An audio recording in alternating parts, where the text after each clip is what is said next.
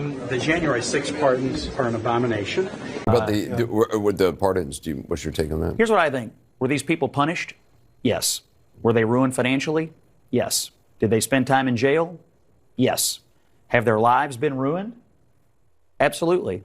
And one of you said earlier, Van or Axe, that you think this sends a terrible signal that you can get away with things like this, as though we've never had a moment in recent American history when people were not punished for rampaging around when they shouldn't have been. It was the summer of 2020. And these people were actually punished. Those people were never even charged. That's not true at all. That's not true. Most charges were not. Let him answer. But I do see it differently in that I don't like it when people tear up buildings at all.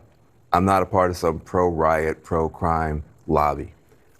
But I really don't like when people attack police officers. I really don't like it at all. I'm the son of a police officer. My uncle's a police officer. I don't like it at all. If you attack a police officer, before you get any lenience or before you get any support from this society, you should apologize. And they didn't. And that's wrong. And you yourself and others said you would have a problem if the violent ones were let go. I concede it. I agree. And that's my problem tonight. I agree. I don't like the idea specifically the people that attack police. I'm in agreement with you on that. But I do think it is important to note that these people, whatever they did, whether it was just accidentally walking in or doing something much, much worse, Elliot, you can correct me if I'm wrong, most of them, if not all of them, did get punished, serve some kind of time. And my assumption is virtually all of them have had their lives effectively ruined by this. Yes, these people cannot stop. I believe we are going to see this throughout for 4 years. They are going to be crying every single day. Trump first day in office, Libras are not taking it where the meltdown I'm seeing everywhere on social media is extremely concerning. Today, The View had a meltdown, especially Sonia Hostin, what she said. Before we even go into that clip, first take a look at this. Unfolding pretty much the way we expected it to. And yes, this is novel in American history, but it is also knowable in world history because it's the same stuff every other would-be authoritarian leader does in every country that has had to contend with a leader like that. And as Americans, you know, we've had bad inaugurations before, including the one where one of the principals was too drunk to stand. We've had blatant cash in envelopes to the vice president corruption before. We've had political violence before. We've had civil war. But before, each of those things has been treated as a calamity and a scandal. This time, it's a platform. This is textbook authoritarian takeover 101 tactics. Which means today and literally over the next few days, they're going to see what they can get away with and how much they can cow people into not opposing what they're doing and not speaking out about what's wrong with it. More than ever, this is not a time to pretend this isn't happening. You're going to want to have a good answer when you get asked what you did for your country when your country started to take a turn this radical. We are here. It is happening in our lifetimes. Well, we are citizens responsible for the fate of our country. Yes, why some people are already enjoying the start of Trump presidency, these people are not having it. I don't know if they are going to coup because the way they are starting, the same way they use to fail their network, it is the same method they are struggling to still pick up. I thought they learned their lessons. Tackling the View had a segment melting down about the pardoning of these J6 people. When I look at what they said on this segment, it just tells me one thing. They're crazy. Appreciating what Biden did instead, like, pardoning his own family was a great thing.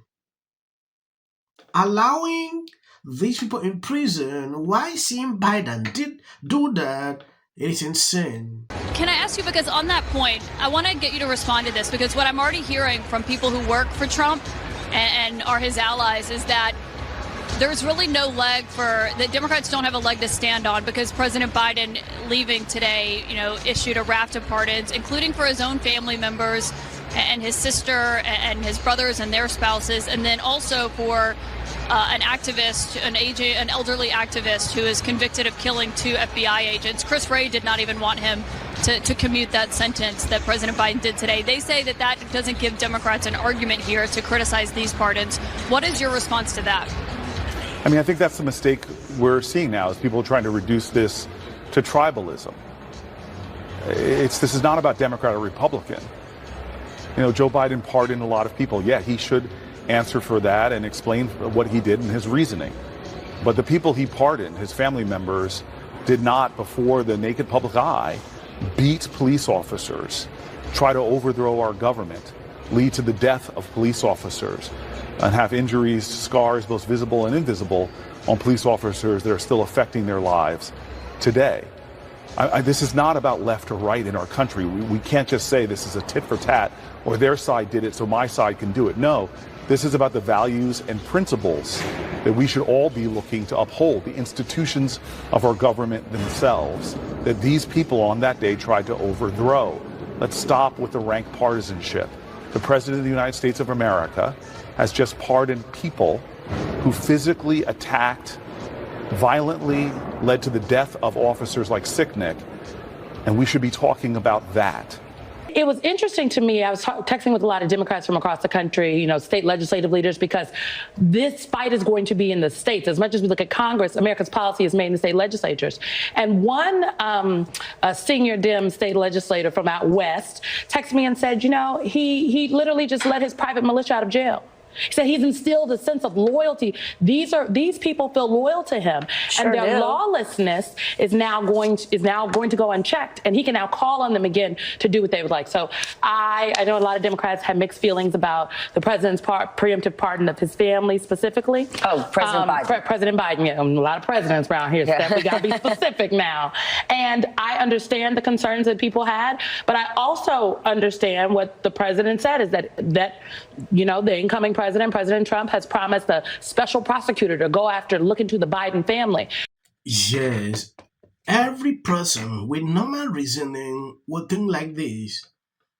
Biden pardoning his family implies they are guilty of something. Yeah, if Trump says, I will persecute you, and you are not guilty of a crime, why should you panic? You should not panic. Yeah, because you know the truth and you stand for the truth. If they take you anywhere, you will not panic. It means there is something. That just clearly tells every person that these people committed a crime. Any mad person would think like that. Pardoning people, knowing fully well that they did nothing wrong, what is the essence of it? Looking at these people, they will defend that. They will say there's no problem with that. Yeah, that is what they will say. But it really troubles me when I see people on The View appreciating it, then searching Trump for pardoning these 6 people. They have been punished. Like Scott said at the beginning of this video, they have been punished greatly. They have seen that they did something wrong. Why should you allow some people for 10 years, 15 years, 4 years? Why should that be happening? That they have to actually live up. He even surprised some Republicans with sweeping pardons to the January 6th insurrectionists, including Proud Boys, Oath Keepers, and other violent rioters. But he wasn't thrilled about Biden issuing pardons of his own on the way out. Take a look. World, the lawmakers trying to protect democracy are thugs, and the lawbreakers are hostages. Do I have that right? You have it right, yes. Okay.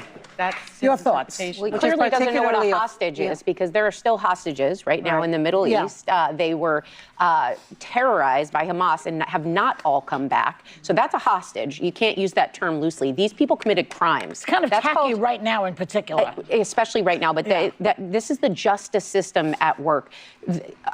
When we talk about guardrails, you said no one's there to check him. His own vice president, J.D. Vance, said a week ago that if you committed violence on that day, January 6th, obviously you shouldn't be pardoned. Seems similar to me, because Joe Biden's family and the people he pardoned in the January 6th committee have not actually committed crimes. He is trying to prevent them from spending the rest of their lives fighting the government, which is no easy feat. Yeah, I just wanted to just put a quick button on it, because I was not offended by Biden pardoning his family, because I think, just like Maya Angelou said, when someone shows you or tells you who they are, believe them the first time. Right. We've already had a Trump presidency.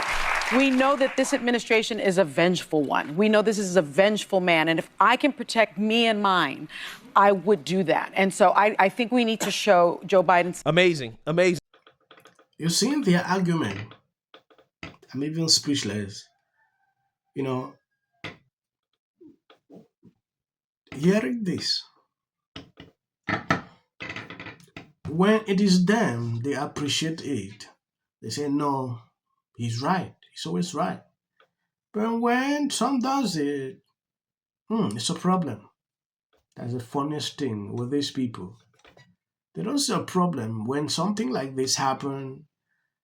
I saw some honest Democrat criticizing Biden for doing that. But these people will never own up to that. How happy are you that her candidate lost? Sylvester Stallone to be special ambassadors to a great but very troubled place, Hollywood, California. I think also in this environment right now where immediately The wildfire situation. I'm going to take care of the forests and maintain the forests and do all that kind of stuff. He didn't do anything. Didn't do anything. And then on top of that, they cut the water off. Yeah, that's right. Yeah. Until Elon Musk confirmed that what this lady is saying is the truth. Palisades looks like, unfortunately Gaza or one of these war-torn countries where awful things have happened. So, and there are fires now breaking out everywhere. So, for how we recover. And sparks move things. And it doesn't matter how much water you have. Thank you guys for always been there sharing on my videos. I don't like to make the videos long. Reason I always cut it at this point for Future president and his gag are a function of their flawed morality and policy. The problem with California is forestry management. We're triggering total collapse. oh. The city of the Pacific Palisades is burning, and I flew here last night. I was on a plane, started getting texts. So I am evacuating my home. What we need to do against what we know is right, and these are the results. Trump is now calling that Gavin Newsom should step down.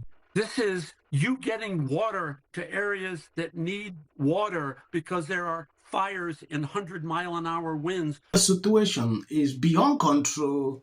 I'll be updating you, giving you more information to what I'm observing on social media. I didn't want to report this, but people keep sending this to me. God bless you. Health insurance companies to get paid for the work that he's been trained his whole life to do. What do we do? All right, right now you're looking. Remember it. As a country about Yeah, and then I think all our tax dollars probably went for Gavin's hair gel. I don't know, but it's like, it's sad. I want to be, Jim Jordan. in the 5 tenants of Palisades Village right here. This is the town center of sorts. And he did this little dance. Josh Green, the governor of down in Hawaii, who had some. And then we watch the news or talk to my friends. The president has started a new tradition.